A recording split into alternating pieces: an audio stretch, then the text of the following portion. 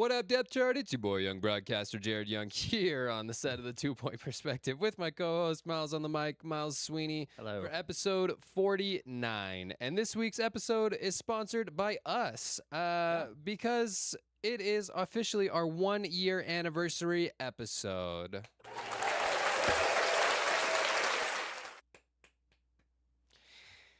Yeah, guys, this is our 1 year anniversary episode. And you know what? I am super proud of us, Miles. I'm super proud of you. I feel pride in myself. We've done a lot. We've come a long way. We've changed. We have just grown in so many ways, I feel like, on this show. Oh, yeah. And so thank you so much for the last year. Yes, congratulations to you. Yeah, thank you. I am also very proud of you. And you've delivered that intro 49 times. I have delivered that intro have you thought 49 about that? times. That's Yeah. right. 450 really, because I feel like, or 51, because I feel like I've delivered Halloween it. in the Well, maybe 52. I think it's 50 because you got to think of the two dual threat bet things, but they weren't technically episodes, so we didn't. Yeah, they There's don't really more count as specials than episodes, anything. but yeah, thank you, Miles. Yeah. And I have not missed a beat, I don't think, on that. I think I've said it the exact same way every single time. So I remember, like, when we first started, we were really trying to iron out, like, how it was going to be said, like the order of what's going to be said, and then you just took it and ran with it ever since. Yeah, thank you. Yeah, it's just, what would the show be without that intro? Do you ever look at, like, some of the old clips we have? It would probably be better.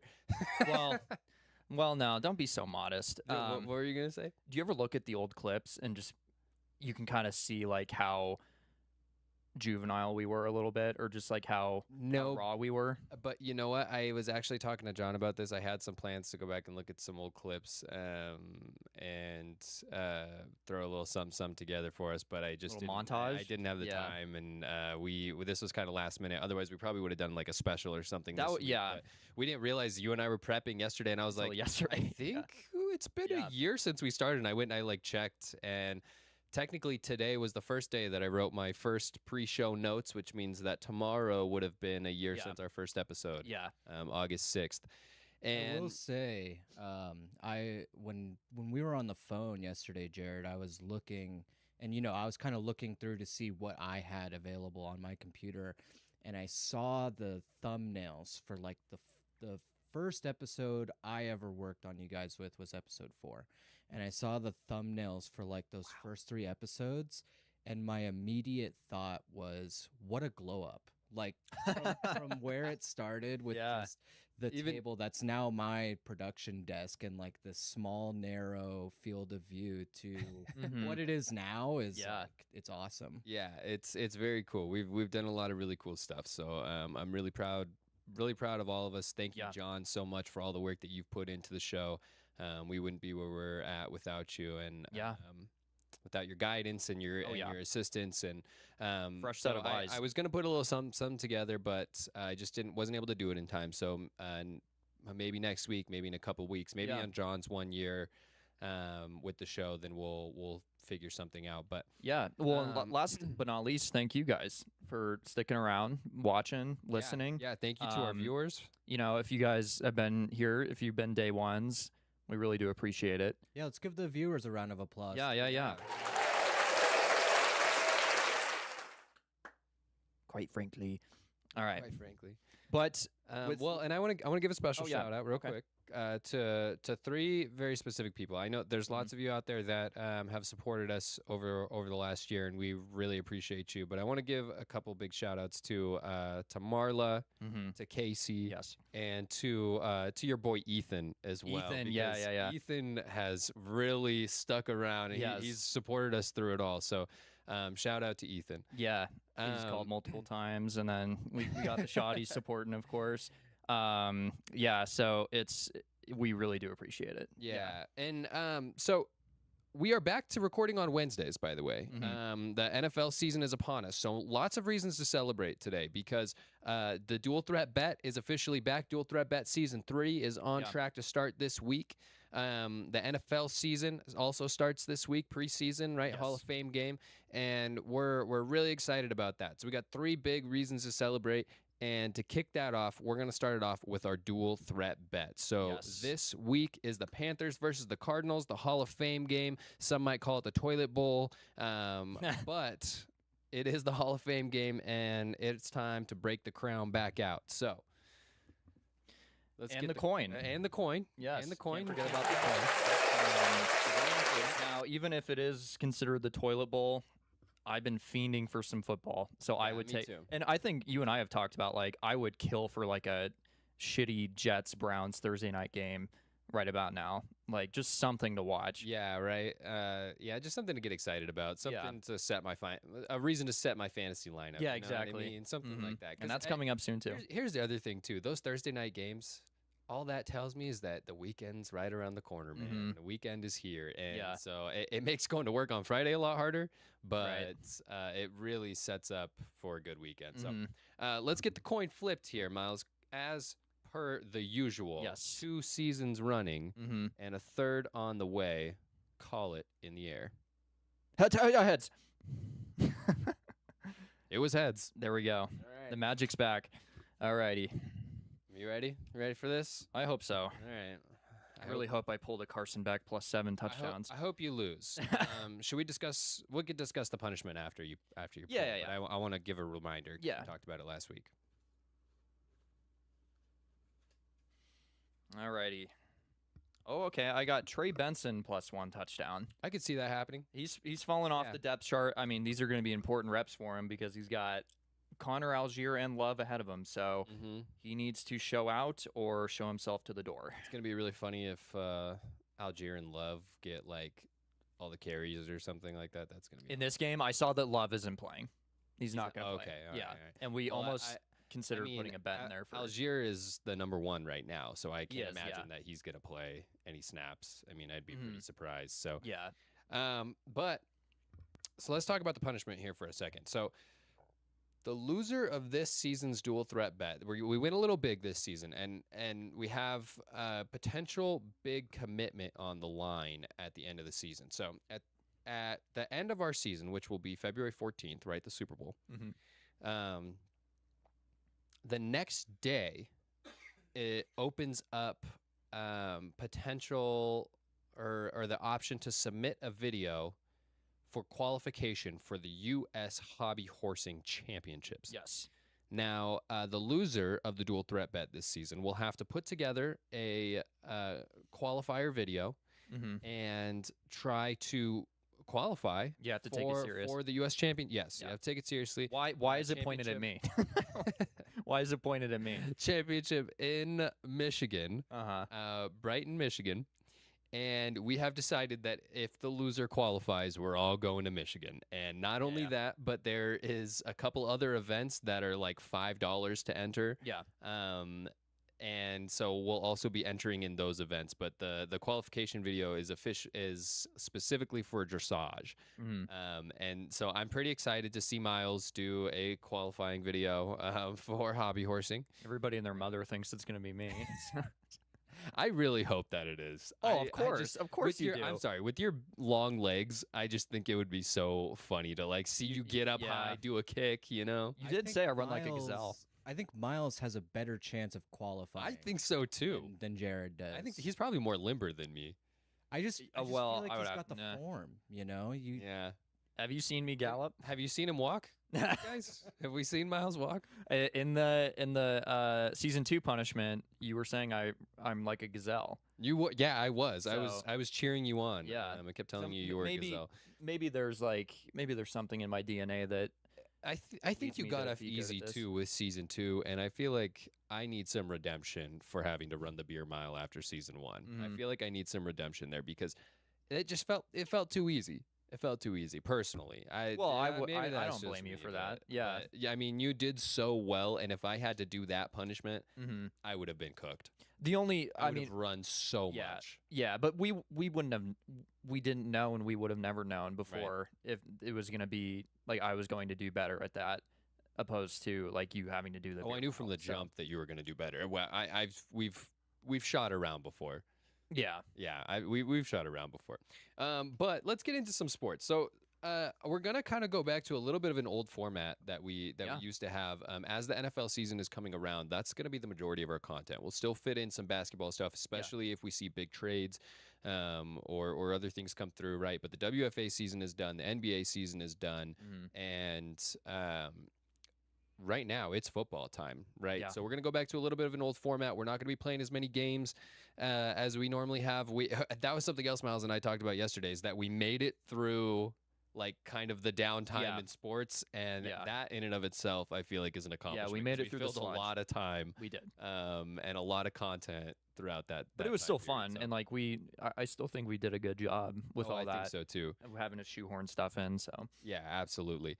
But Miles, why don't you kick us off, guys? It's time for the roster shakeup. alrighty, first up, the Falcons have had a lot of ups and downs this training camp, and starting with the downer is Jalen Walker going down with a torn ACL. Mhm. Now he's going into his second year, playing alongside James Pierce Jr. He has a lot of upside. There's always the character concern regarding him, but he was looking to take a big step this year, Mhm. and he's just taken a big step back. Right. And not even specific to him, but seeing Well, a I lot don't of think these. he's going to be taking any steps. No, for no, a little while. he'll be, he'll be doing a little hop, but outside of Jalen Walker, Maybe like a roll. maybe a you role, know? yeah. Maybe a roll. It's just crazy to see like these Achilles or ACLs in training camp. Mm-hmm. I mean, it's sad too. It is But sad. I mean, yeah, that's one of the bigger names who have like blown up their knee this training camp. So that's a big hit for their defense for sure. Yeah, well, let's talk about another team who's taken a lot of hits this season. They had 20 missed players, or 20 players miss practice today, and that's the San Francisco 49ers, and specifically Ricky Pearsall, who is now out for the season. His PCL injury came back to haunt him. He started having some knee swelling, and after some lengthy conversations with doctors, he decided to go in for season-ending surgery. Otherwise, he was probably just going to be in and out, probably not even playing, most likely sitting on the sideline for most of the season anyway. And in response to that, the 49ers have signed Deebo Samuel. So this is interesting because this happened right after our show last week. Yeah. So we weren't really able to get this information out there. It's we do one show a week, so it's tough Yeah. to get the information out there, but we do when we can. Right. And they signed Deebo to a 1-year, $7 million contract. So he is back in the Bay. Yes. Other notable 49ers wide receivers, Mike Evans is dealing with a quad strain, and Devon Stribling is suffering with a hamstring at the moment. So the 49ers wide receiver room is pretty beat up. I know that Christian Kirk is also a little beat up right now, and so Deebo Samuel could be seeing a lot of reps here come the start of the season. Yeah. I mean, they're just getting decimated. It's like the season never ended for them. I was gonna say, football season is back, baby. The Yeah. Niners are injured, so Yeah, the 49 IRs. Have you seen that floating around? 49 IRs. I No, mean- but I like that. I would get I feel like I'd get a shirt of that. Yeah, Or a hat. but for the wide receiver room specifically, Yeah, yikes. I brutal. mean, and even I think I saw Jacob Cowing is down too. I mean, like he's somebody who could have emerged among all these injuries, and now he's hurt too. Well, it's too bad So- because if these guys could just stay healthy, this is a contender. Oh yeah, If they could just stay healthy year in and year out, they'd be contenders. yeah. And as we were going through it yesterday, it was like, oh, another 49er, just lump it all in. Yeah, I mean, we went through the list of all the different teams that have injuries, and the Niners was by far the largest. So, Yeah, and they've got a lot of guys that are still recovering from last season as well, right? You Yeah. got Fred Warner, you got Nick Bosa. By the way, Kittle. both sat out today. Kittle did join practice, but did he? he's also recovering. Mm-hmm. So, yeah, just a lot of hurt going on Yeah. over there in the Bay. That substation is really gonna whooping say, their ass right now. Is it the substation? That's still like a big conspiracy going on. Man. I saw another conspiracy today that was like they're just trying to get cheaper contracts out of their players or something, Oh my something like God, that. I'm yeah. like, come on, man. How would you even orchestrate that? Right? And what player would be like, yeah, I'll sign on for that. Yeah. But yeah, exiting the NFC West along with Kobe Bryant, who went to the Bears, is now sidelined for 8 to 10 weeks with a knee injury. I don't believe it was specified, at least at the time when we were looking at it. But I mean, he wanted obviously leave Seattle to kind of have a fresh start. He started off really well with the team, and now he's trying to make a new name for himself in Chicago. I think he would have been, and still could be, like later in the season, an important piece for them in that secondary. But yeah, I mean, again, knee injury, all this training camp. So And that's tough too because the Bears' biggest weakness last season was their defense. right. Right. And that's what needs to get straight, especially since they've lost some offensive weapons. They're going to have to start to make up for it on that side of the ball. Yeah, and they have like good top heavy talent in terms of like Jalen Johnson and Montez Sweat Mm-hmm. on their defensive line, but you can't. I mean, teams were throwing all over them. Oh though, yeah, last and season. putting that offense in a bad situation Right. to where they were having to make these miracle comebacks, which they did, but you don't want to. That's not sustainable. So yeah, a guy like Kobe Bryant wanting to make a new name for himself, and you just go down with this. It's tough. It is tough. Again, the injuries, man. I mean, they're plaguing a lot of these players. Especially for a guy named Kobe Bryant. know. You would want Yeah. to make a name for yourself. Exactly. Right. Yeah. Yeah.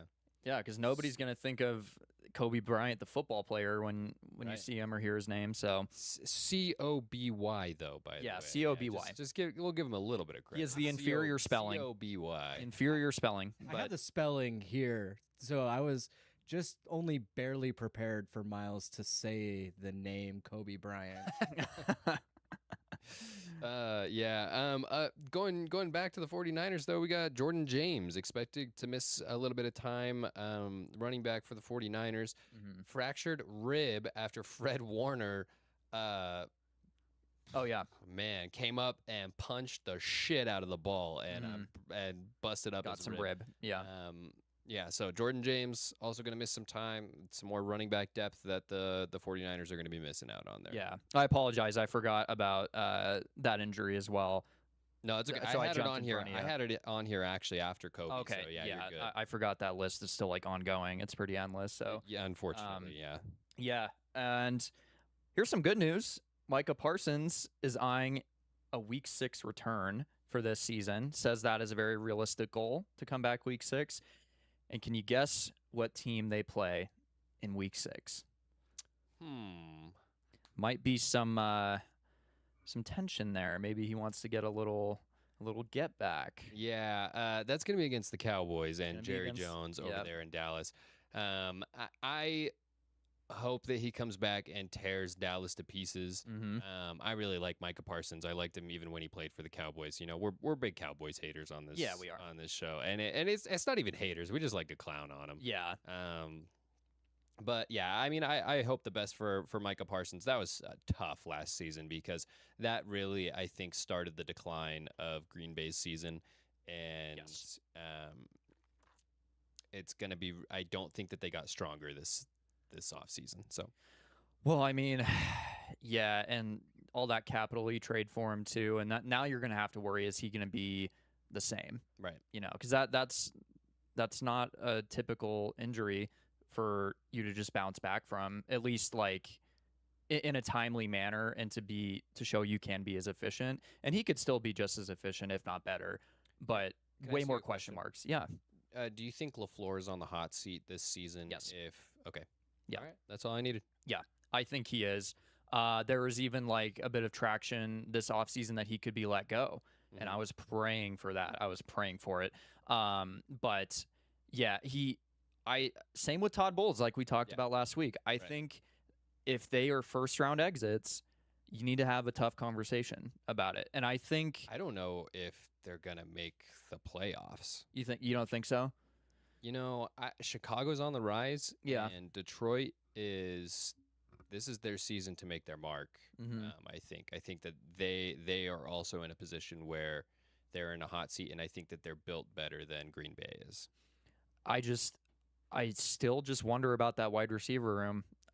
Giving Christian Watson that lucrative contract still amazes me. Right. And then Matthew Golden still hasn't really shown his promise or Did you his lose Romeo value. Romeo Dobbs. Yeah. Yeah, your most reliable receiver in that room. Right. So yeah, I wouldn't surprise me if they miss the playoffs, he's gone for sure, unless there's like some injury narrative or like something out like external factors that play into it where they could keep him for another year. But he should be on the hot seat. Well, and Green Bay hasn't had a true wide receiver one over there since Devontae Adams. No, No. And I think that their woes are going to continue until they decide to really put some effort into Yeah. that wide receiver room.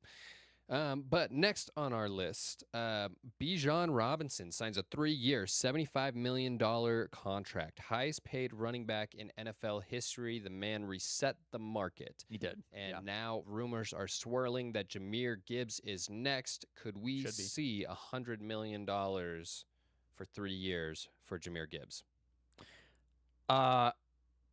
Man, that'd be extra resetting the market. That's 25 extra million right there. But do you think it would be a 3-year contract for Gibbs? I think it would be a 3-year. Yeah. Okay. And I don't think that we're going to see really any running back get anything more than 4. Yeah. The reason why is Shelf life. because, yeah, they're just not. They just don't last very long in this league. If you see guys out there that are a little bit older, they've done a lot of work to take care of their bodies, or they're built like machines. Yeah. And even guys that are built like machines, Christian McCaffrey's a machine. Mm-hmm. And he's suffered plenty of injuries in his time. Yeah. Saquon started out his season or his career with injuries. Yeah. He's been very fortunate over there in Philly. Right. So I just don't see them going longer than that, because all it takes, I mean, look at Nick Chubb, right? Nick Chubb Yeah. was in his prime. All it takes is one bad hit and they're Yeah. done. So, and they're just getting beat up at the goal line. Yeah. Just getting beat up down there. So it doesn't make a lot of sense. But I could see, somebody getting 25 million, 30 million, probably closer to 30 million a year. Yeah. Right? It'd be pretty insane to go 100 million for 3 years. That was It sorry, would folks. be. That was Yeah. an over exaggeration, but You'd be looking at 33 plus Yeah. per year. But so. Bijan deserves this contract. Absolutely, he's, yeah. He's a young guy who has a lot in front of him. He's run really well Yeah. over the last couple of years, and I think that he is going to have a really good season, honestly. And to be completely honest, I know a lot of people are counting them out, but I think that the Falcons are going to open some eyes this season. It wouldn't surprise me, but they benefit from playing in the NFC South. They do. And, They do. It's not a great division. yeah, like, the Saints are trying to build back up here. The Panthers make the playoffs at 8-9. The Buccaneers are the Buccaneers, and you got Baker over there, at least for now. And then you got the Falcons, who, despite Jalen Walker going down, they still have a really good defense, and they have good pieces on offense. So I have a question for you. I don't want to know who you think is going to win that division. I want to know who you think is going to get 4th. Who's going to be last in that division? I mean, my heart still says the Saints, because they've done a lot of good. They've had a lot of good additions this year, especially getting ETN over.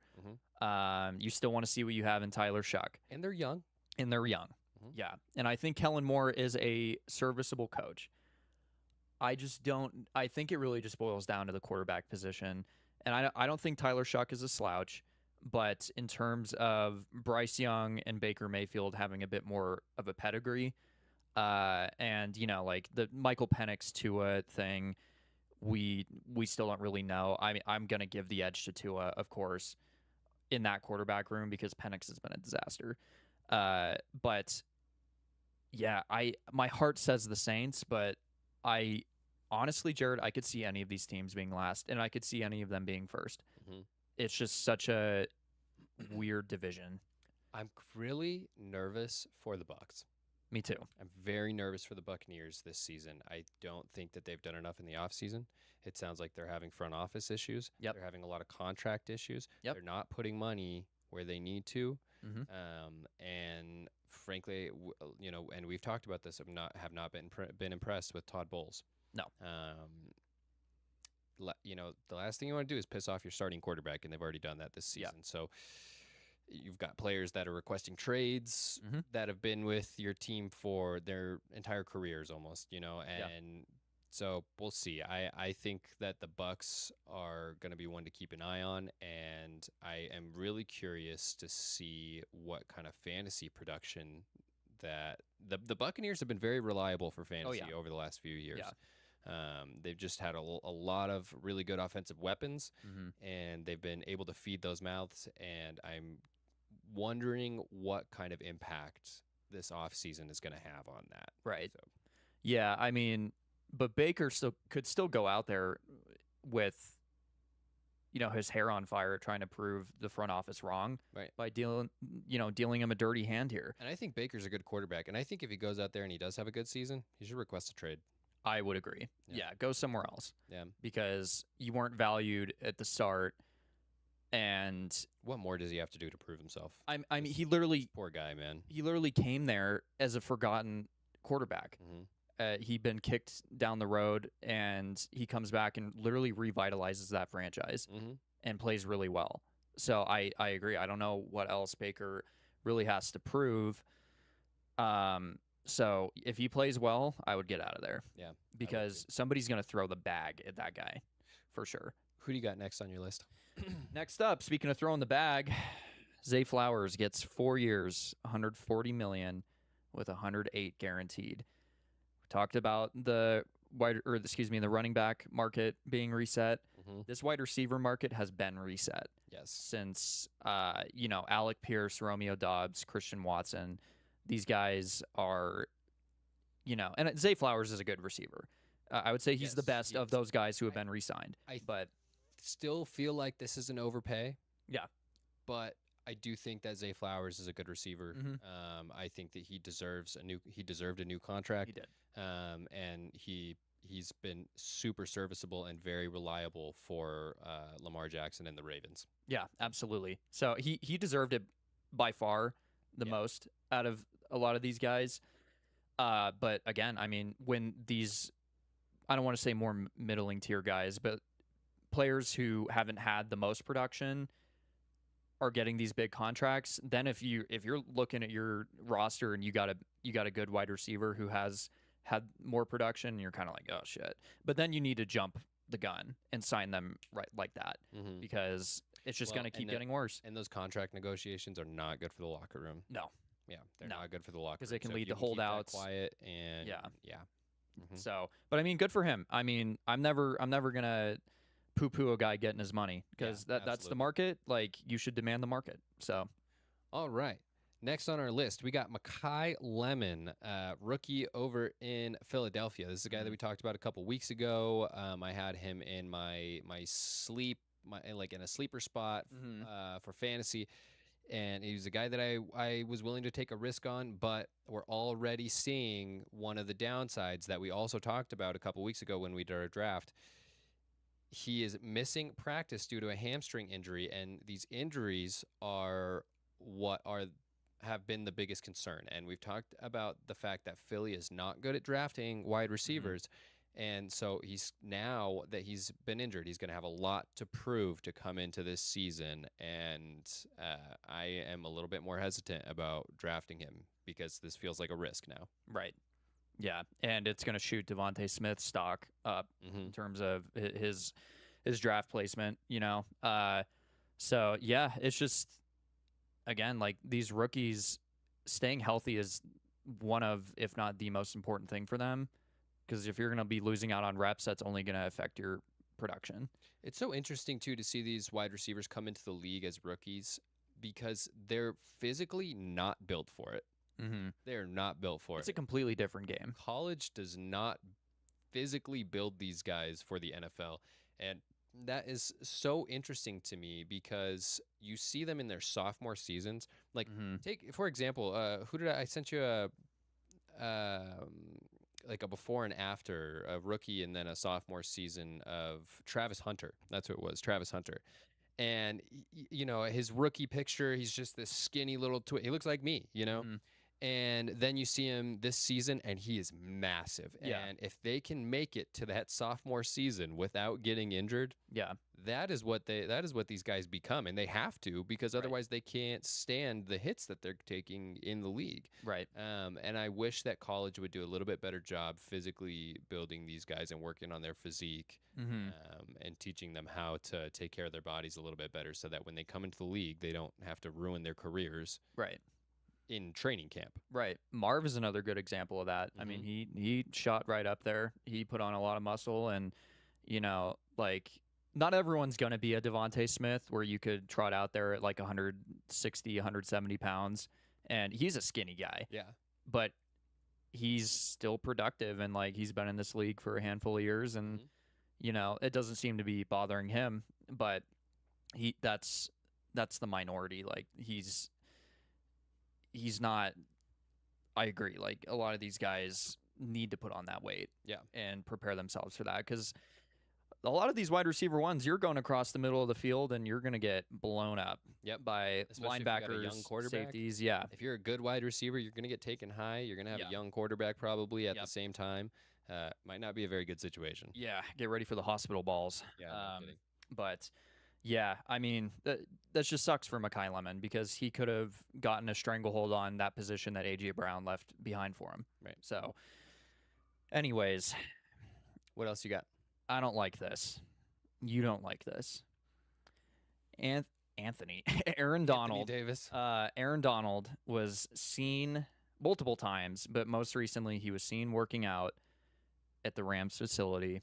Got the Rams gear on, had his helmet on. That was today. It was today. Yep. It wasn't a padded practice, but helmet on, doing the workouts. He's coming back. folks. He's coming back. Yep. Yeah, there's no way just around no I can't see him committing to doing this and not coming back. Now, I have a question for you. Do you think he's going to be back like week 1?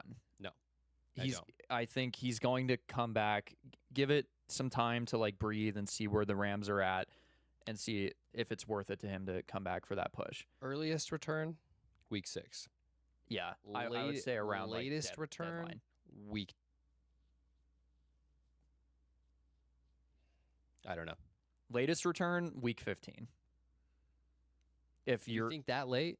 yeah, I was thinking week 10. I could see him wanting to come back and like really just try to push for the playoffs. Well, I think he's going to want to get settled in a little bit too, Mm-hmm. into the defensive scheme, and into the defense.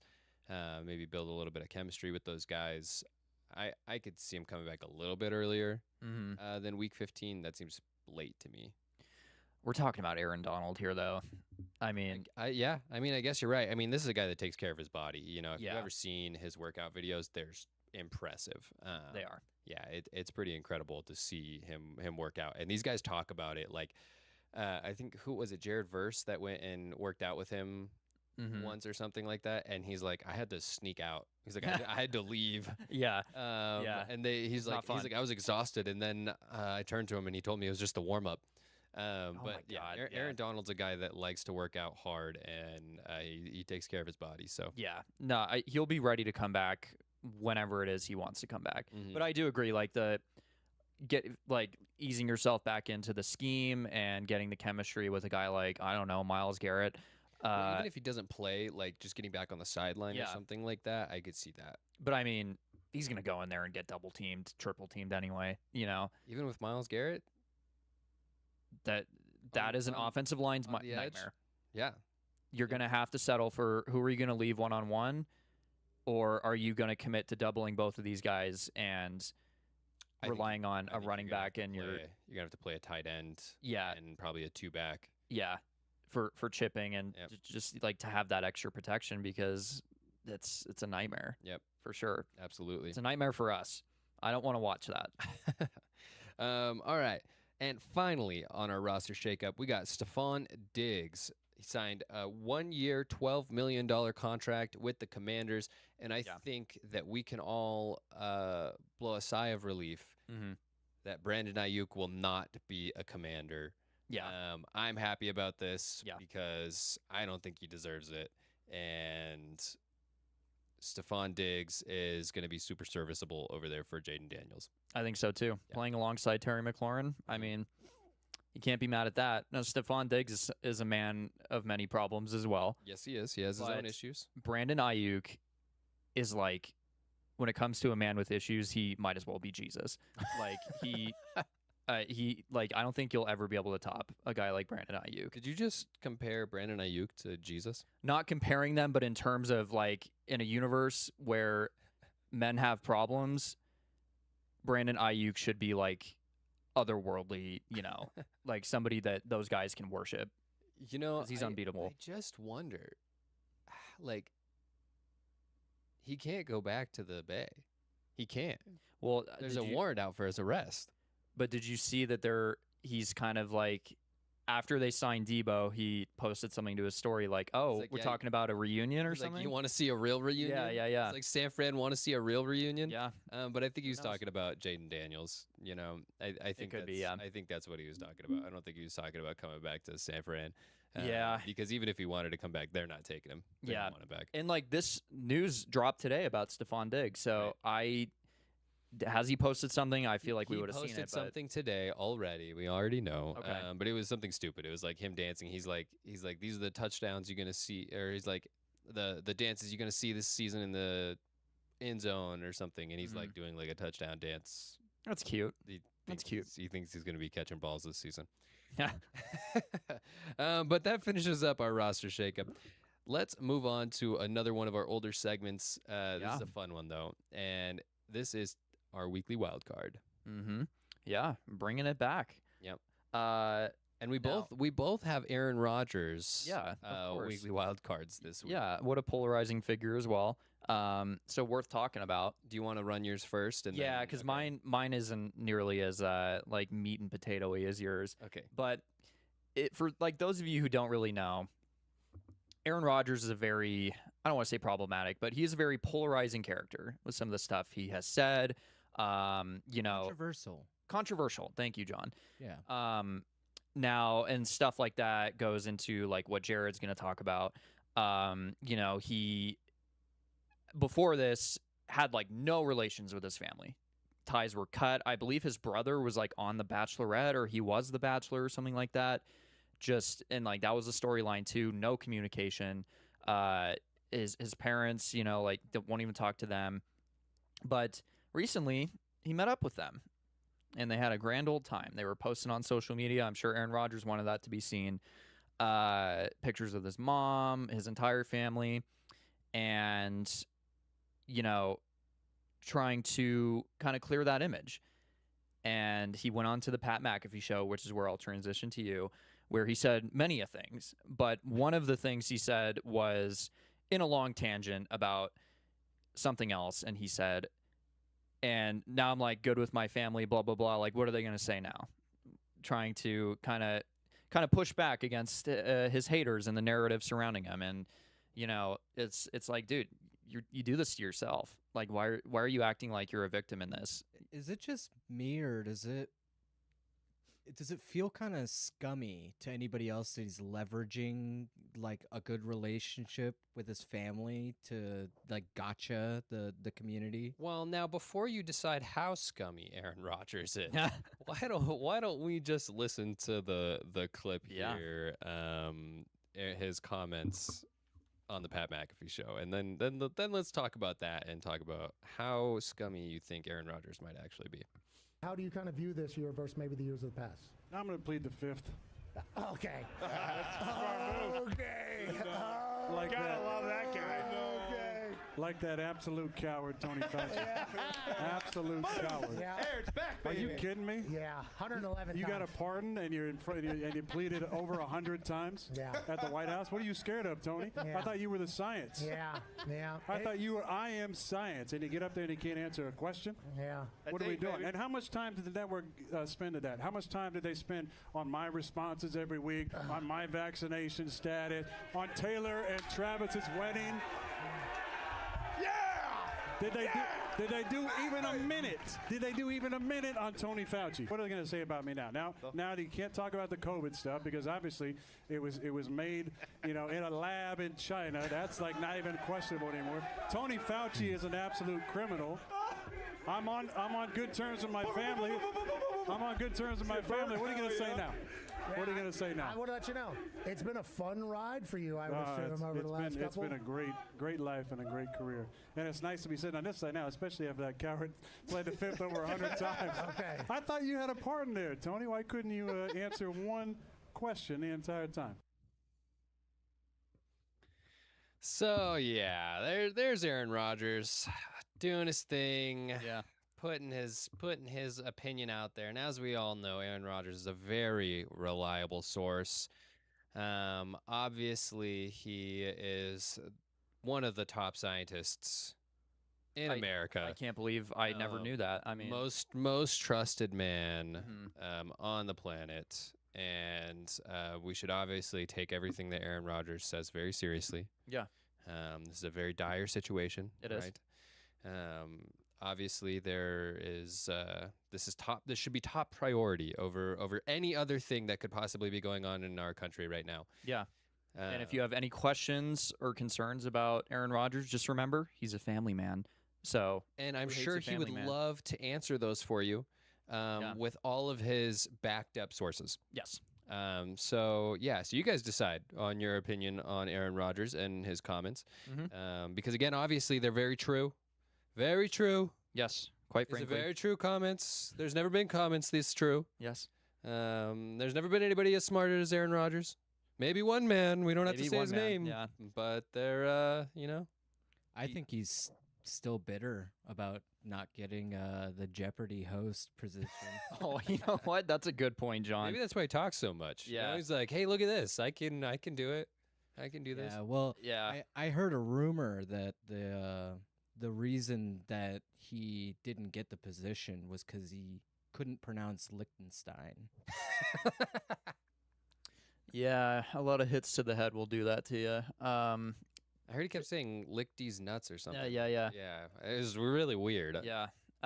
John, to answer your question, I do think it's scummy to kind of leverage that. I mean, because now I'm not going to sit here and say that, like, I know the entire story of the Rodgers family beef. But, I mean, to leverage that and then to be like, oh, what are you going to say now? It's like, Well, okay, it on the feels- surface looking in, it's, Well, and let's put this out. Let's put this out there real quick. I just want to put this out there real quick. Aaron Rodgers is a good quarterback. oh, yeah, one He of the is a greatest. good quarterback. One of the He- greatest. He is like top 20. You could even argue top 10 all time. I would even Right, argue like- he's the most, like, talented / skilled quarterback to ever play. I mean, really, there are big arguments to be made that could put him higher and higher on the ladder. And Mhm. without doing a full evaluation here, Right. I'm not going to say where I would think he would be. Mm-hmm. But as a person, Bad boy. yeah, Aaron. I mean, there's nothing you could prove, I guess, like legally that he's done. Mhm. That, you can call him a scumbag, but I just think every time I hear Aaron Rodgers speak, I'm just disappointed again. And it sucks because I want so badly for him to like him. Me too. Yeah. I want so badly to like him, but I just don't every time. Mm-hmm. Every time I hear him talk about something. Well, yeah, especially after that interview. I mean, all of the Yeah. the like very rage baity nonsense aside, just the way that he spoke about it at the end, it feels very like human shieldy. Yeah. Like Mhm. now that I've mended these relationships with my family, I can now say whatever I'm bulletproof. Well, John, as we know, Steelers quarterbacks are known for being really great guys. Yeah. With really solid reputations. Yes. So That's so true. yeah, it is. Just like their wide receivers. Yes, yeah, as well. I really think if Brandon Ayuk wants to revitalize his career, Oh God, go to I- Pittsburgh. I think like meeting up with Aaron Rodgers and going to Pittsburgh could be a good thing. Mm-hmm. Yeah. There should be like a full heel team out there with just all unlikable dudes. Who needs DK Metcalf or Michael Pittman when you have Brandon Ayuk? No, Not come on. me. Come on. Not me. No. I mean, if I was a Steelers fan, I'd be pushing this. Brandon Ayuk and DK Metcalf on the same field, like, it might as well be like a UFC event, honestly. Yeah, corners come ready. Yeah, exactly. Bring the brass knuckles. I like that idea. Go to Pittsburgh, Brandon. All right, let's move on to our next segment. It's gonna be fantasy. So excited to bring our fantasy segment back. This is something that I love to talk about. I can't wait to draft. We're gonna be drafting here in what, a week? A weekish. Yeah, I think about a week. And a couple different leagues. I'm not sure. I don't have full draft dates for our other leagues, but I believe our first one is the 14th. Yes. So I'm pretty excited about that. And what we're going to do here, because we don't have a ton of fantasy content pre-draft right now, right? We've already done our mock drafts.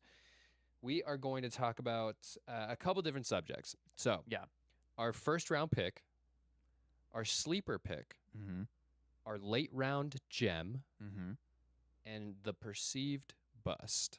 So, Miles, why don't you kick us off with your first round target? My first round target, it was hard because obviously you don't know where you're going to be. You don't know where you're going to pick, so you won't know what's going to lay in front of you. But it has to be Bijan Robinson.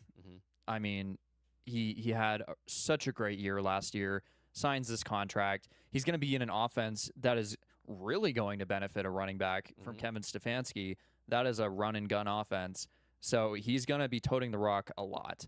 Not only that, but Tua is probably going to be checking down to him a lot. Oh, yeah. And so he's going to get the receiving yards on top of that rushing. He is his new Devon Achane.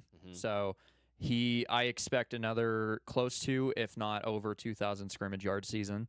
And I think it's just hard to see him not solidified as RB1 right now. Right. So I agree.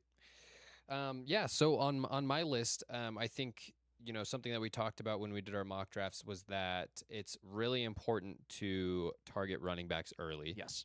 Because they start to get really thin even past like the third round. Oh, yeah. It starts to get brutal. And so for myself, I had Bijan, Gibbs, CMC, Barkley, Jonathan Taylor. Any of those guys are going to be first-round targets for me. If I can avoid drafting Derrick Henry in the first round, I would like to do that. If it comes down to it, it just depends on where I'm picking. Right. But targeting a running back in the first round, unless you're like really, really late and you don't have anything else available. I know we both took Amon-Ra St. Brown. Right. But the top 5 running backs were off the board, right? And so you got to make up those points somewhere. And so we targeted a big wide receiver. Yeah. But for me, I'm always going to be looking for one of those top-ranked running backs. So yeah, and when you're later in the picking order, you're gonna kind of have to like weigh your ups and downs because when we did that mock draft, I could have had James Cook, right? Who was also a really good running back. It was very serviceable. But are you going to convince yourself of doing that other than taking a top wide receiver, given where you're drafting and having to make that decision? So it is tough. Like, the higher you are, the more comfortable you can be with targeting a running back, for sure, because it becomes slim pickings not long after, like you said. So do you want to start with your sleeper, Jared? Who is your sleeper? Yes. So my sleeper pick for this upcoming season, this is going to come off a little biased, but I have to put it out there with the amount of injuries that this wide receiver room is facing, but it's got to be Deebo Samuel, man. That makes sense. I would not take him high. I think you can get him late, obviously. But if they are truly depleted out there, this guy's going to get you a lot of points. And if your league allows you to get points off of kickoff and punt returns, this could be a big win for you. Yes, so absolutely. And he has the rushing upside too. Right. Kyle Shanahan loves to have him in the backyard. Yeah, loves to have him in the backfield. My sleeper is somebody I actually did draft in my fantasy mock draft, and I kind of had a come to Jesus moment with this, and I think it's Alec Pierce Okay. because he is falling in a lot of mock drafts. He is falling to the middle rounds. I think that's got to be due to the quarterback situation, though. I more think than so anything. too. But something else to consider is Michael Pittman isn't there anymore. Right. So he is going to be top dog. Adonai Mitchell got traded, so he is shoehorning, or he has that room in a stranglehold right now. I mean, they gave him the big contract. I think he's going to eat this season. Yeah. I don't think it really matters who's at quarterback. They're still going to throw the ball. Yeah. Right. And when they do, they're going to throw to their big new expensive wide receiver. Yeah. Yeah, make that worth it. So, and I think if Daniel Jones is going to be back and can just play to the same level he was before, I think that's going to be a really good pickup. And that connection was super strong last season. Mm-hmm. Yeah, It was. very strong. All right, Miles. Let's talk about your late round gem. My late round gem.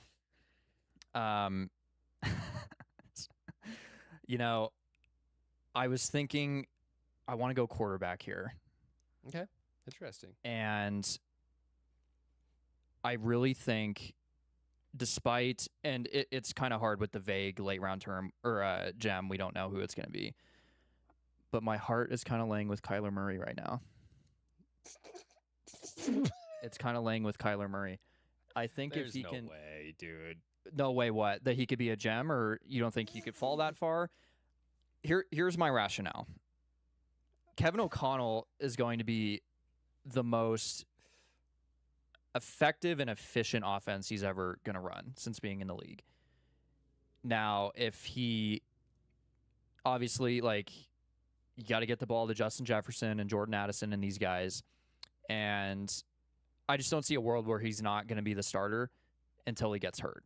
So that's the biggest thing, if he can stay healthy. But there's just something telling me, man, I've watched this guy for 7 years, and there's obviously some stuff that he needs to clean up on his own part, but he's never had guidance like he has now with Kevin O'Connell. And he's coming into this training camp and this offseason not knowing a damn thing about the playbook, having no connections with any of these guys, and he's winning the job right now. He's improving every day. So that's, and I knew you were going to scoff and laugh at that, but that homer in me says Kyler Murray. Okay. All right. And the rushing upside too. That's always going to be great for a quarterback. So, You know what? I hope that you're right, Miles. I hope that you're right. And I hope that the Vikings upset this division this season. that'd be fun to watch. But I have them last. Really? Okay. I have them last on my list Mhm. for the NFC North. Yeah, I think that division is too tough. it is. They've got to play two really tough teams and an okay team. Mm-hmm. We'll call them a good team. We'll call the Packers. Green Bay's, yeah, We'll call it that's a good Packers team. a good That's a good team. I mean, that's 6 games right there Mhm. out of your season. That's a third of your season that you have to make it through, and I just don't know about Kyler. I'm gonna have to see it. I'm not saying Yeah. no. I'm just saying I'm gonna have to see it. Yeah. For my late round gem. Now you might be surprised that I'm even saying this is a late round, but because of the other additions on this team, I think that this guy has fallen much later in rounds than he should be. Okay. And I think that he's got a good set of hands. I think he's working in a good system with a good quarterback. And they've put in a lot of work in the offseason. They put in a lot of work last year. They did a lot of work in the draft. And I think that Romeo Doubs Mm-hmm. is a late round gem. I think that a lot of teams are going to be doubling up on AJ Brown. Yeah. And Romeo Doubs is going to be wide open downfield, and he's a big downfield threat that can get you a lot of points. Yeah. And I think that those yards are super, super valuable. Mm-hmm. Is he going to see the red zone a lot? We'll have to see. Right. That we'll just have to see. But Drake May does have a big arm, and I think that they're going to be taking some big shots down the field to Romeo Doubs. Absolutely. Yeah, that's why you signed him. Right. That's why he's there. Mhm. I think still that signing gets forgotten about now Yeah. because of AJ Brown, and people don't realize he's a Nevada boy, man. But he's got talent. He He's does. got talent, and he's got a good set of hands on him. Mm-hmm. So. And he wears the Guardian cap. And he wears So the he's- Guardian cap. you So know he's safe. yeah. He's You- reliable. You know he's not going to get a concussion Yeah, exactly. mid-season. So Yeah. Romeo Dobbs was something that floated around in my mind too. I just kind of leaned towards Pierce because I actually had the experience of drafting him Mhm. in, like in the middling Pierce was your rounds. So sleeper pick though. yeah, no, but Right, like in the yeah. middling rounds. I think Dubs is going to fall, and I think he's going to be undervalued all season. Yeah.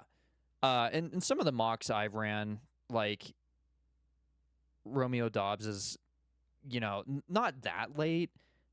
He gets picked up, I want to say at least by like round 7, Really, round 8, at least from what I've seen. I've seen him Yeah. fall as low as 10. Really? Yeah. Then you'd be stupid not to take him there. But my perceived bust. Now, this one hurts my heart a little bit to say, but I think it's very true. I'm going to say if you are taking Trey McBride in the first round, you are doing yourself a disservice. Now, he is great fantasy production, Mhm. but there are a lot of mouths to feed on that offense, especially adding So Jeremiah you Love. perceive him as a bust. I perceive the pick of him in the first round as a bust. Okay. When you could have you can have better value there. And you and I talk a lot about this too. Taking a tight end in like the middle rounds can service you more than taking one higher and losing out on the value of a running back or a top wide receiver, Right. because that's where a lot of your meat of the points are going to come from. Mm-hmm. Now, having a guy like Trey McBride is really good because he's going to clear most of, if not all, the tight ends in terms of points outside of, like guys like Bowers, and Kittle has always been reliable, all those guys. But I think with the addition of Jeremiah Love, Mike LaFleur's coming in, offensive coach. You already got Michael Wilson and Marv. I already think that Trey McBride won't replicate the season he had last year. Mm-hmm. And taking him in the first round, I think, is very risky. And I think that could be a bust of a pick. Not in terms of his production, but just in terms of losing out on better value in these other positions. Now, see, I took this a different direction. I thought about when I didn't have the same thought process as Okay. you. When I was looking at the perceived bust, I was thinking, okay, what are other people? Other people are going to look at this pick and think that this is a bust, but it's not. Okay. And so that's how I was Okay. framing this. But I love the analysis that Okay. you gave on that. My perceived bust this season is Caleb Williams. Oh, And wow. I- Okay. some people may be like, you know what, that's not a bust. But here's the thing: other people may look at it and think that the Bears have sold a lot of their weapons this season, right? He doesn't have the talent around him that he did last year. Their defense obviously is still. Their defense is getting beat up, right? Mhm. And so maybe the Bears aren't gonna be the same as they were last year. But you know what? I believe in Ben Johnson. Yeah. I believe that Caleb's going to take a step forward this season, and I think that the Bears' offense is going to continue to operate at the same level that it did last year. Okay. Yeah. If I- not, I if would- not take it even a step further. Right. So then that makes it interesting as to why. Well, okay, I see what you're saying. Like on the outside, people are going to be like, "That's a bust," but okay, yeah. So I see where we got lost in translation. I don't perceive Caleb as a bust, especially when you have the rushing upside. Mm-hmm. Okay. So I think he could be a very serviceable starting quarterback. yeah. So we did get lost in translation a little bit I think there. that's But okay, I though, mean, because we had the we two gave perspectives of yeah, what I would perceive as a bust taking that. Yeah, exactly. yeah. Shout out. 2-point perspectives. Yeah, and what others would think when it's actually not. Right. So That was funny. I think that was the first time that we've naturally said 2-point perspective yeah. on the show, actually, in the last. So in a Yeah. year, it took us a full year to actually naturally say 2-point But perspective. here we are. Say that again. Man, that's funny. Cool. Well, thank you guys so much for listening to our fantasy segment. But Yeah. it is time for hot takes. Mhm. Again, another segment that we dug up. This one's going to be quick because we each only have one, right? Yes. Okay. Yes. You want to give us yours first, Miles? Oh, doggy, you're gonna love this one. Man, Um, that means I'm not. Yeah. The Cardinals are going to sweep the 49ers.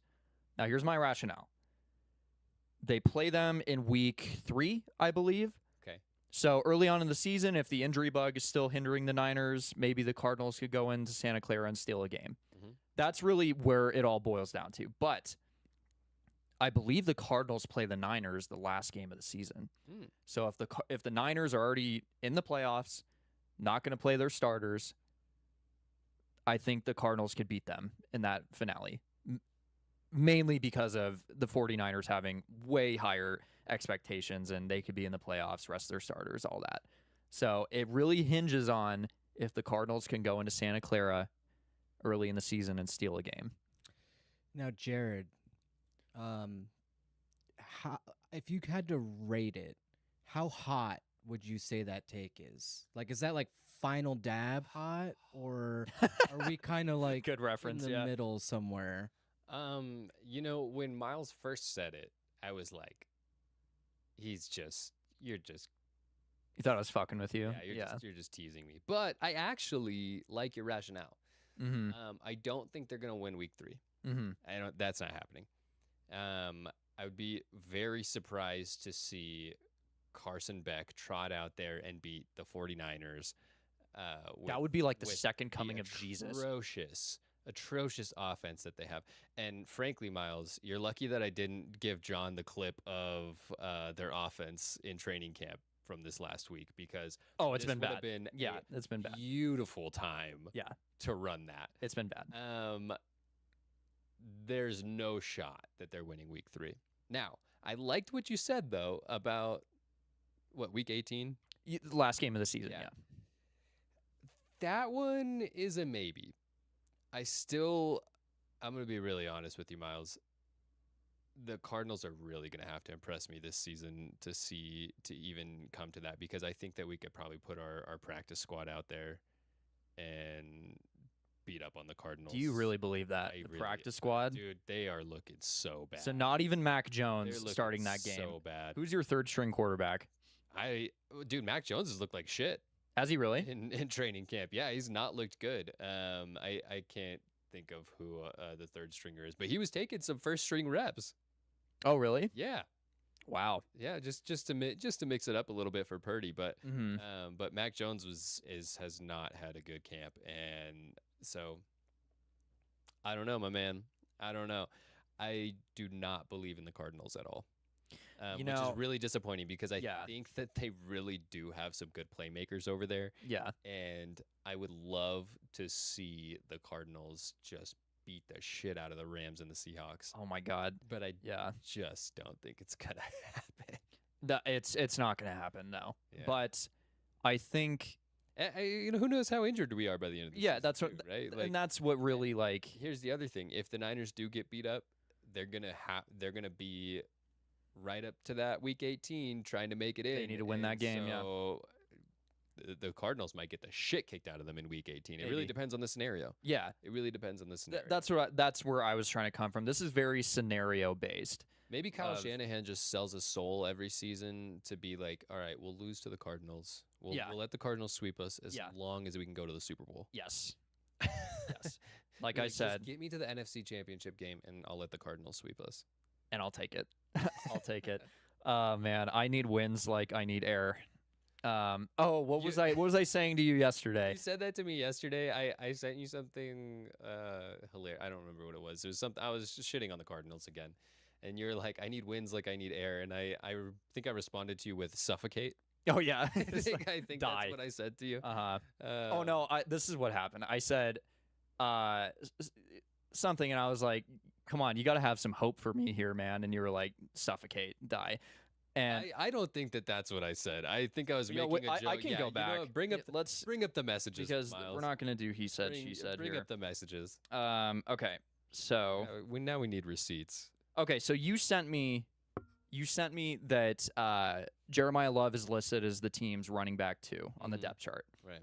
And I said, this is show tunes. Love is going to have 250 yards from scrimmage week 1, then win Super Bowl MVP. And you said maybe in 2036 for an AFC team. I said, have some hope for me here, man. I need this more than I need air. You said, absolutely not, suffocate. And then I said, well, if there's no room for hope, ... then there's room for love. We don't have to. We don't have to go into what was said after Yeah. that. But, Straight up bars. Yes. oh, Yes. man. That's nice. You know what, Miles? I'm on your team now. Just Thank you, John. because Yes. This has been the goal all That year. was like that's like the gif of the guy writing on the paper and his pen's like on fire. Yes, I love that. I love that image. Yeah, just so you guys know, I love Miles. I just like. Oh, yeah. I just love to tease him. Well, it's just so Jeremiah easy to loved to pick on tease it. him. Yeah. Yeah. All right. Are you ready for my hot take? Yes, go for it. I'm All sorry. That kind of got No, derailed. that was perfect. Tua's gonna have a great season. Define great. I think that he's going to revitalize his career Okay. with the Falcons. Okay. So do you see I think that the connection between him and Drake London has been very strong in camp. mhm, I think that he's in a new system over there. It's an opportunity for him to start over. Yeah. And kind of come out and beat the allegations. He's got a better running back he does. in Bijan Robinson. I Mhm. think that their defense is better than what he had in Miami. Yep. And Tua also has rushing upside. He can maneuver. Yeah. And so it's going to be really interesting, but I think that he's still a talented quarterback. Mhm. He's still a talented quarterback. That didn't just go away, right? Yes, he's had a lot of concussion issues. Yeah. But if the Falcons can protect him, I think we're going to see him throw all over the field. And I'm excited to see him and Drake London this upcoming season. Yeah. And Kyle Pitts too. Kyle Like, Pitts as well, right? I mean, I totally forgot about Kyle Pitts. this should be the way Mike McDaniel ran his offense in Miami and the way Kevin Stefanski is going to run his offense in Atlanta is like night and day different. Right. That is going to be a lot of ground and pound under center, 2 tight end, like 13 personnel, very just that looks like an NFL offense. Mike McDaniel had a lot of great offenses when he was in Miami, and it was a lot of trickery, a lot of backyard football, if you want to call it that, and it worked. But Tua being in that situation, I could see him thrive. Right. It could make his job easier for sure. Now, I think there's a difference between revitalizing in terms of having a great statistical year or he's winning games. Like if he's like winning that division handedly and going to the playoffs, would you consider that revitalized if he's having like middling stats a little bit, or does he miss the playoffs, have a losing record, but he's playing efficient football? I don't think that that's a question that I can answer off the top of my Okay. head. I think that without seeing it, I can't make that determination, like what's going to constitute as great, because Okay. I think that it could be either, honestly. I think that the Falcons, the NFC South is going to be the 4th seed. Yeah, but Okay, yeah, I'm just going to put that out there right now. Yeah. But I think that the Falcons have a shot at winning that division. Mm-hmm. I think it's wide open, and I think that Tua helps the Falcons with that argument. Okay. I would like to see that. I like Tua. Yeah. I don't hate the guy. And it's always a sweet, somber story of, especially recently, with these guys get forgotten. They get, kicked off the team. They're Baker. Yeah, Baker. Sam Darnold Mm-hmm. wins MVP. Right. Daniel Jones wins MVP, wins the Super Bowl. Yeah, I was like, I don't think so. No, wins the Super Bowl. Daniel Jones goes to Indy, plays really great until he tears his Achilles. So this is not a foreign thing anymore. Yeah. With these quarterbacks. I want to see the comeback kid, man. Yeah. I want to see the comeback kid. And you know what? You know what's interesting about all those guys is that they all had a really solid rushing game behind them and pretty solid tight ends as Yeah. well. So John, what were you going to say? I was just gonna say another way to repackage this take for Jared is, what do you think is more likely, that Tua has a great season individually, or that it's more than the sum of its parts with him in the new system. I think with the it's Falcons. I think it's more likely that the Falcons have a reemergence, and a lot of people are going to look to that and say that and give a lot of that credit to Tua. And I think that if he plays well, then he deserves that, right? But the reality will probably be that it's more of a system, Yeah. thing. But And there's if you're- nothing but wrong if with you're that. winning games, that's a great season. Yeah. Right. It doesn't really matter what your stats look like if your team is winning, Right. and that's the reality of it, right? Like Mhm. you can have an MVP game Right. and lose the game, and then Yeah. you know what everyone cares about? Not your fucking game. Nobody gives a Yeah. shit about your stats. The only thing that we're going to be talking about is how shitty the defense was Yeah. if you lose that game. Mhm. We talk about this with Joe Burrow. Yeah. Right. So nobody gives a shit about the Bengals, and at this point, if Joe Burrow doesn't request a trade, then there's not a lot else that we can do there. You Right. know what I mean? And so I think that we could see. I mean, and even look at Daniel Jones, right? How much did he actually have to do to uplift them? Right? He was in a friendly system with a really solid playmakers all around him. I'm not saying he didn't have a great season, right? But we're sitting here talking about his career being revitalized, and he's only played half a season. Right. You know, we could be sitting here next year at the same time talking about Tua, Yeah. and so that's what I think. Maybe it doesn't happen. Mhm. Maybe it doesn't happen, right? That's why it's a hot take.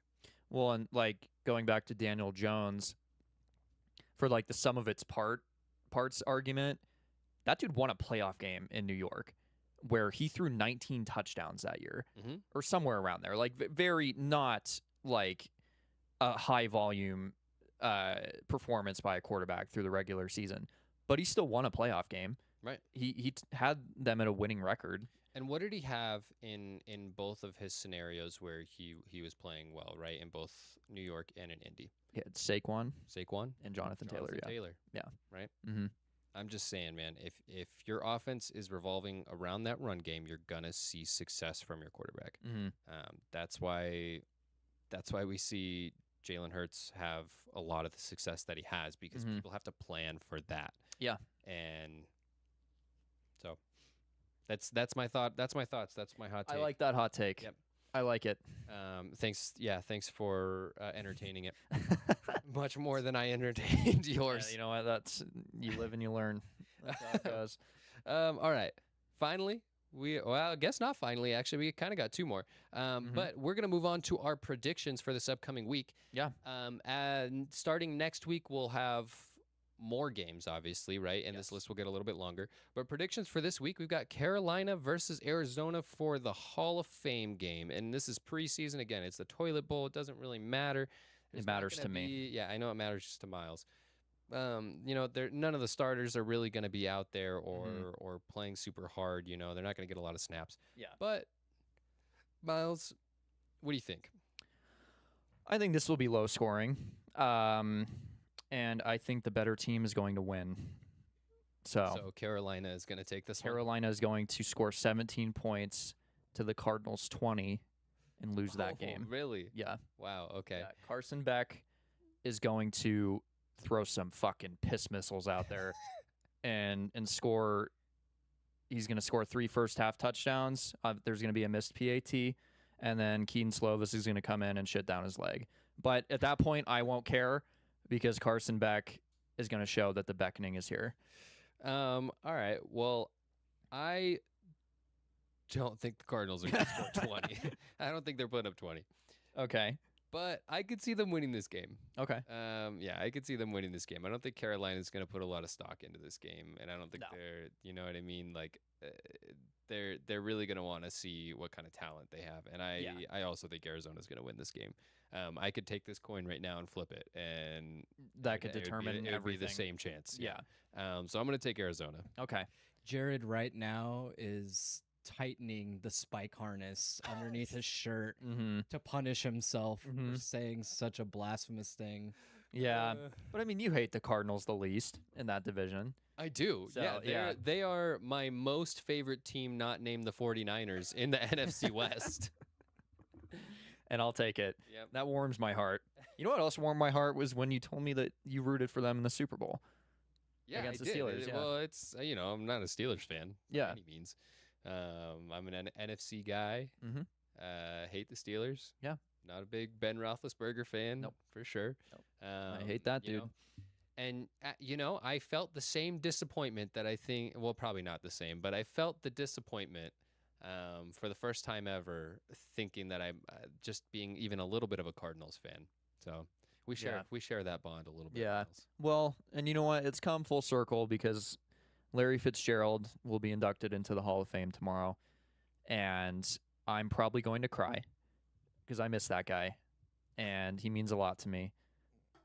And yeah, and he should have won. He should have won in 2008. You know how many points I think the Cardinals are going to score tomorrow? 6. 1 + 18 = 6. Yeah. You are absolutely correct. Your shirt. Can we all see your shirt, Miles? Can you stand Yes. up for us? So this shirt is a bit outdated now. Obviously, the one was supposed to be Kyler Murray. He has broken up with me. Marv is still there, 18. So maybe I could get some white out and put 4 here. For the Jeremiah beckoning? Love plus MHJ = 6. Huh? What's Beck's number? He's gonna be 19. You can just draw 9 behind it. Jared, you are a genius. You are a genius. That's why we don't get paid for the podcast. Yep, guys. yep. That's why we don't get the big bucks over here. Yeah. All right. Finally, I've said finally a couple times Mhm. already in this episode. But we're gonna do our fourth quarter question of the week now. You guys And we submitted got these 2 of 'em. questions, and we do have 2 of them. Yeah. Miles, let them rip. All right. First off, shout out Marla. Can Jared schedule a meetup with Brandon Ayuk to get the inside scoop of what the fuck is going on? Absolutely not. Absolutely not. You don't want to go back to the good old days and have a play date with him? Toss the old pigskin around and just, hey, what's going on, man? Why are you doing all that? Jared, think about what it would do for the visibility Yeah. of the show. Why aren't you a team player? Why am I not a team player? Yeah, you're being like Brandon Ayuk right now. He's Yeah, not a you team are. player. Should I walk off the show? Should I go no contact with the show for a little Post bit? on your story for the next 6 months. Are you guys Yeah. gonna void my contract of $0 if I walk off the show right now? We'll find a way. Yeah. Yeah. We'll call Joey Gilbert. Oh yeah. Yeah. Oh yeah. The famous Saul Goodman of Reno, Nevada. Yeah. All right. You don't What's want a the- criminal what's lawyer. our You want a next question? criminal lawyer. Okay. He's gonna sue us for defamation. We weren't talking about that, Joey. Sorry. Yeah. So it was a different Joey Yeah. actually, who's also a lawyer in Reno, Nevada. Okay. Shout out Casey. Now, I think this is a very sorry, I get emotional when I'm talking about her. I think this is a very in-depth question, Mhm. which I had no influence in. Right. Yeah. I saw this one. Yeah. Actually. So mhm. So, Jared, how can the 49ers be playoff favorites when Brock Purdy isn't even a top 20 quarterback? Interesting. Yeah. Casey, you're really digging deep there. Yeah. I hope I that, wouldn't. I mean, Give me 1 second, guys. Hold on. Yeah. 1 second. Casey, you have him standing up now. For the He's- record, I think Brock Purdy is a top 20 quarterback. He's looking through old show notes Yeah. right now. He needs. I know Unless- exactly what he's going to pull up. He's going to read the statistics of Brock Purdy. You know what? I don't Off the have dome. my- What do you I remember? don't have Off my the dome. stat sheet. But I think that if you look at every statistical category over the last 4 years, you're going to see that Brock Purdy is a top 3 in basically every single one of them. Mm-hmm. I tried telling her that, and, yeah. yeah, I yeah, tried yeah, telling yeah. her. I'm sure, Miles. I'm sure you did. I appreciate that. I appreciate that you had my back there. Yeah. Obviously, you had no influence over that question. No, I tried stopping. But when I read this, I thought about it and I was like, you know what? Maybe Casey's pissed off because I just shit on Miles' Cardinals week in and week out, and this is my. No, is she my is payback. not. But I'll tell you right now, Uh, she laughs at that stuff. She shits right. on the Cardinals oh, too. perfect. Yeah. Casey and I try to we're- get her we're on to the root same, for 'em. Wavelength. But yeah, I'm not even gonna justify this question Mhm. because there's no way in hell that Brock Purdy is not. No, don't it give her because the you time of can't- day. That's Can't answer it. Yeah, that why? that is actually why, because I don't have my notes, and with my 13 concussions, So my memory's what a you're little saying- foggy. What you're saying is that you're going to plead the fifth. oh, damn! Don't call me John, Fauci. Don't John, call me you slick mofo. Fauci. That was sly. Yeah. That was sly. Mm-hmm. All right. Thank you for that, John Father. Yeah. Well, guys, that pretty much wraps up our show. Thank you guys so much for a wonderful year Yes. and all of your guys' support over Yes. the last year. We really appreciate it, and I can't say enough how much I've enjoyed being on the show with the two of you guys. So, Ditto. yeah, don't forget to like, follow, subscribe, and remember, if you thought this show wasn't going to last a year, fuck you. We'll see you next week.